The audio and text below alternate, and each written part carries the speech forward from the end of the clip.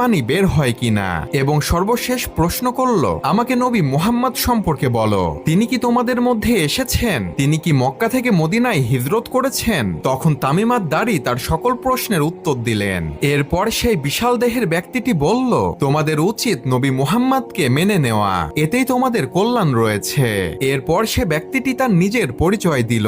সে বলল, আমি হলাম দাজ্জাল। আমি এখান থেকে বের হবার অনুমতি পেলেই পুরো পৃথিবী 40 দিনে ভ্রমণ করব।